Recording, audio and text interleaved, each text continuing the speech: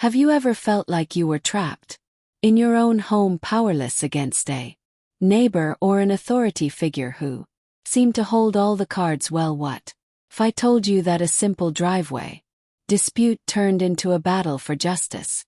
And not only did one man reclaim his peace, but he exposed a tyrant in his community. Stick around, because this story isn't just about a driveway, it's about standing up for your rights and showing that no one, no matter how powerful, can take away your freedom.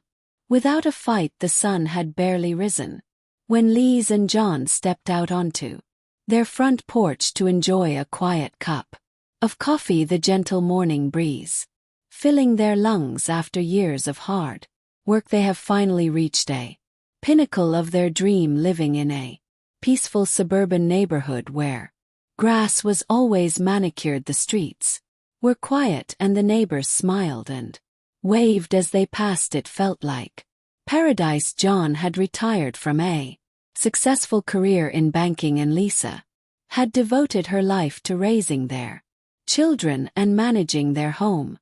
Now they were ready to embrace this new chapter in their lives, one filled with relaxation and the enjoyment of their hard-earned success. They couldn't have asked for a better setting, but as they would soon discover, things weren't as perfect as they seemed. Beneath the polished exterior of their quiet neighborhood lurked a growing issue that would soon turn their idyllic life upside down. It all started one sunny morning when Lisa and John woke up to find something that would soon become all too familiar. Their driveway was blocked, but it wasn't just any ordinary parking violation. It was Karen, the HOA president, with her luxury SUV parked directly in front of their driveway, completely blocking it. The situation, while initially small, was a sign of something much larger brewing. Beneath the surface, Lisa tried to remain calm as she walked outside and politely asked Karen to move her car. However, Karen's response was far from gracious. "I'm just parking here for a bit. There have been complaints about your driveway," she said dismissively, her tone icy. "Complaints about my driveway?" Lisa replied, confused. "Yes," Karen continued, "it doesn't comply with HOA standards, so I'm just doing my part to make sure everything stays in order." Lisa tried to explain that there was nothing wrong with the driveway. After all, it was just a normal concrete driveway like any other, but Karen was unmoved, and with that the battle lines were drawn over. The next few days the situation didn't improve. Lisa and John found themselves waking up each morning to find Karen's SUV still parked across their driveway.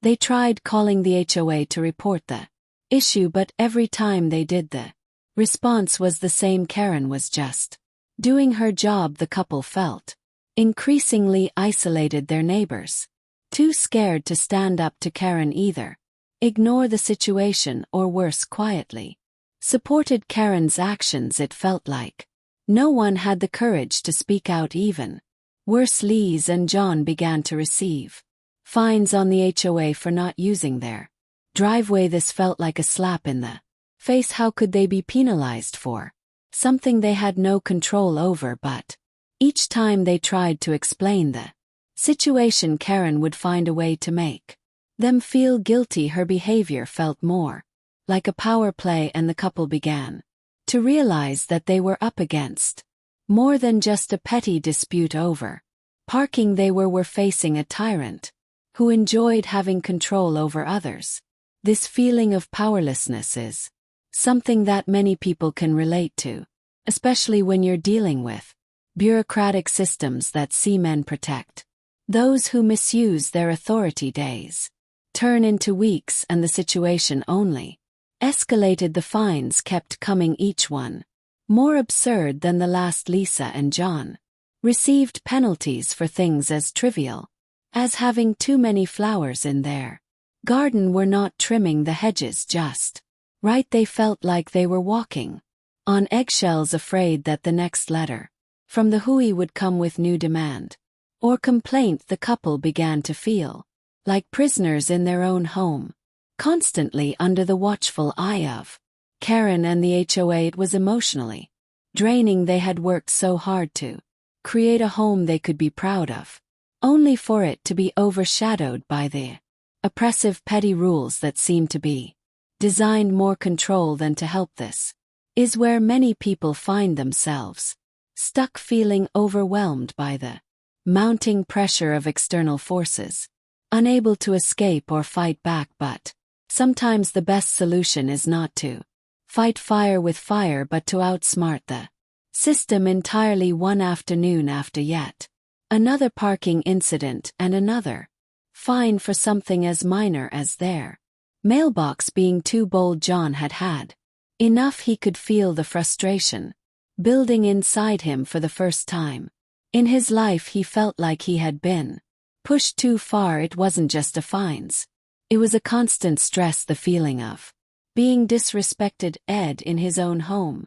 Lisa could see the change in him. She knew that something needed to be done. As they sat together discussing what to do next, Lisa came to a realization. This wasn't just about getting Karen to move her car anymore. This was about standing up to someone who thought they could control their lives. John, ever the problem solver, decided that he would do whatever it took to put an end to this once and for all. But wasn't going to be about shouting or fighting. This would require something more clever, something that could win not just the battle but the war. Loophole determined to find solution. JN spent the next few nights poring over legal documents, HOA regulations and property rights. He wasn't about to let Karen or the HOA bully him anymore. After hours of research, John discovered something that gave him hope: a clause in the local zoning laws that allowed homeowners to make certain security modifications to their property as long as they weren't permanent structures. The CL laws was vague enough to be interpreted in many ways, but also meant that John could legally build a barrier around his driveway. There was no law that prevented it and no HOA rule that could touch it, as long as it was a temporary security feature. This discovery was a turning point for many people. Facing a problem like this could feel insurmountable, but John's story is a reminder that even in the face of overwhelming bureaucracy and power, knowledge and preparation can be your greatest allies. With the legal loophole in hand, John and Lisa took action. They hired a contractor, rented an excavator, and began the process of digging a trench around their driveway. It wasn't just a small ditch, it was a full-on moat, deep and wide enough to ensure that no car, especially Karen's SUV, could cross it. As the contractor worked, JN felt a sense of satisfaction that he had an experience in weeks. This wasn't just about blocking Karen's car anymore. This was about send a message that their home was their sanctuary and no one's going to take that away from them. The trench wasn't a permanent structure, so it was completely within the law, but the message sent was loud and clear. This was their property and they would fight for it. This moment of bold action was cathartic, not just for John but for Lisa as well. They've been pushed to their limits, but now they were fighting back on their own terms, and the feeling of empowerment was like nothing they had ever experienced before. The next morning, as the sun rose and the couple surveyed their work, they couldn't help but smile at the sight of their new trench. But that smile quickly faded when Karen came storming over. Her face was bright red with anger and her eyes were practically shooting fire as she approached the driveway. "What is this?" she demanded, her voice trembling with rage. John stood his ground, a calm smile on his face as he looked at her. "Just a security feature car. Something to protect my property." Completely legal. To Karen, unable to comprehend what had just happened, tried to argue, but JN had done his homework, and every argument she threw at him bounced off like water on a stone. "You can't do this," Karen yelled, her face turning an even deeper shade of red. Watch me, John replied calmly, sipping his coffee. The power dynamic had shifted for the first time. Karen was in control, and it felt good. This was the moment that changed everything. Instead of getting angry or reacting emotionally, John had take a methodical, calm approach. It's a lesson for all of us when faced with adversity. Taking a step back and thinking strategically can lead to the best results. After Karen's tirade in the driveway, John realized that the battle was far from over. While Karen attempted to intimidate him with threats of legal action, John remained calm and focused. He knew that if he was going to outsmart her, he needed more than just a trench and a drawbridge. He needed knowledge, and he needed to ensure that every step he took was legally sound. He spent several sleepless nights diving into local zoning laws, HOA regulations, and even calling a lawyer friend for advice. This wasn't just about winning a small skirmish. This was about standing up for their rights, and John knew that knowledge was the weapon that could tip the scales in their favor. What he found was a legal loophole that would change everything. Security modifications of private property were allowed as long as they weren't permanent structures. This discovery was a game changer. It wasn't the loudest voice or the biggest confrontation that would win, but the quiet, methodical approach of being prepared and knowing the law. For the first time, Jan and Lisa felt a surge of hope. They weren't powerless anymore. They had done their homework, and now they had the power to act. This lesson is crucial. No matter the situation, taking the time to understand the rules and learning the ins and outs can be the difference between feeling defeated and finding a way forward. As the trench and drawbridge slowly took shape, something unexpected began to happen. While Karen had spent her days lording over the neighborhood, making petty complaints and enforcing her will, the couple's bold move began to stir something else. Solidarity. It started with a few quiet conversations with neighbors who had also felt the sting of Karen's tyranny.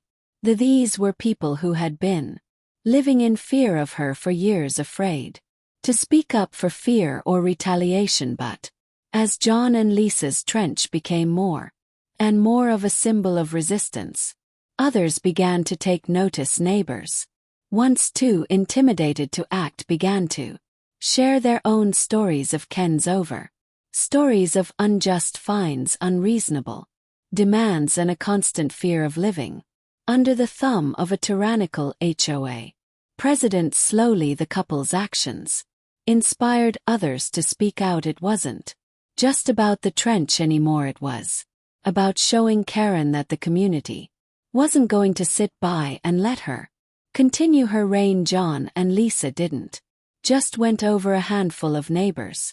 They spark a movement that empowered others to stand up for themselves as well. This is a vital lesson for all of us. Sometimes the most powerful thing you can do is take the first step. You never know who might be waiting for someone to show them that it's possible to fight back. With the community's growing support, the situation began to shift. Neighbors who once kept their heads down now started questioning Karen's actions. One by one, they began to challenge her and her authority, not through confrontations, but by quietly documenting her overreach.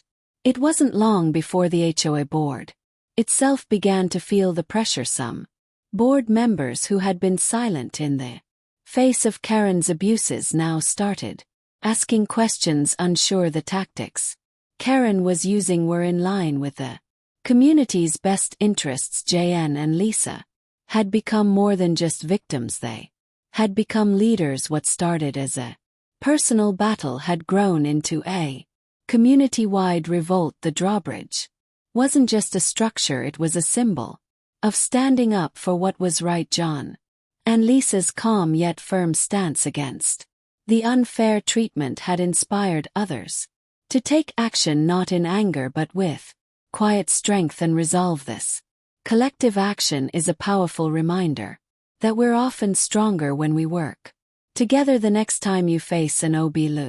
Look around, you might find that there are others who share your frustration. And by coming together you can make real change happen. As the situation escalated, John and Lisa realized that the battle wasn't just about their driveway anymore.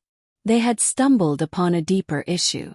Karen wasn't just misusing her power over them, she was misusing it over the entire community. The couple decided to take action and bring everything into the light. With the support of their neighbors, they began gathering evidence of Karen's abuses, records of fines she had issued without CS, misused funds, and even instances where she had overstepped her bounds as HOA president.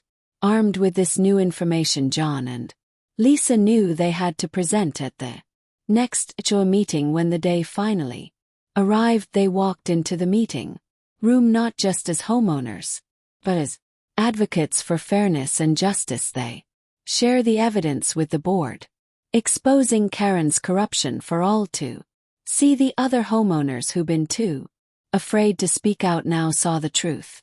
The community, which had been fractured and silent for so long, was united in their disgust at Karen's behavior. The power had shifted. What began as a small personal dispute had now become a full-blown community movement. The lesson here is simple but powerful. The truth has a way of coming out, and when it does, it has the power to unite people against injustice. Never underestimate the power of transparency and speaking out for what is right. As the evidence mounted against Karen, the inevitable began to happen. The other members of the HOA board, once too afraid to challenge Karen, began to turn on her. It wasn't just John and Lisa who were fed up, it was the entire community. In a dramatic tour of events, Karen was voted out as HOA president. The power she had clung to so tightly for years was stripped away in an instant. But Karen didn't go down quietly. She lashed out, accusing John and Lisa of harassment and claiming they were trying to ruin her reputation. However, her cries fell on deaf ears. The damage was done. The HOA, once a powerful entity in the neighborhood, began to crumble. The community no longer feared Karen. They had seen her for who she truly was. In the end, Karen's fall from grace wasn't just about losing her position as HOA president. It was about losing the respect and trust of the community. The story of her downfall is a testament to the fact that even the most powerful can be toppled when their actions are exposed, and when people come together to stand up for what's right. With Karen gone, the neighborhood began to heal. The HOA board, now free of her influence, was dissolved. No longer would residents be subjected to petty rules and invasive fines. John and Lisa, once victims of Karen's overreach, had become local heroes. Their fight for justice had not only freed them from the tyranny of the HOA, but had also set the entire neighborhood on new path. For the first time in years, people felt free. There were no more concerns about whether the color of their door would earn them a fine or if their grass was too high. People began to interact with one another again, not out of fear but out of mutual respect. And as for John and Lisa, their driveway, now complete with symbolic trench and drawbridge, became a symbol of their triumph. It was a reminder that standing up for your rights, no matter how big or small, could lead to real lasting change. This part of the story is a powerful reminder that it's never too late to take action. Even when things seem impossible, standing up for your principles can change your life and the lives of those around you for the better. As the dust settled and the neighborhood returned to a state of peace, John and Lisa found themselves reflecting on the journey that had led them here. It had started as a simple issue with a blocked driveway, but had turned into something far more profound. A lesson in courage, justice, and the power of standing up for what's right. They had learned that sometimes the quietest voices are the most powerful. They had fought not with aggression or force but with knowledge, patience, and a deep belief in what was just in the end. Their victory wasn't just about the trench or the drawbridge, it was about reclaiming their right to live peacefully in their own home. For the audience, this is an important takeaway. No matter the challenges, no matter how small the issue may seem, standing up for yourself is always worth it, and often is the quiet, determined resolve that makes the biggest difference. John and Lisa had won not just for themselves but for the entire neighborhood, and they had done so with grace, intelligence, and integrity. The power of standing up for what is right never fades, and it can change not only your life but also the world around you.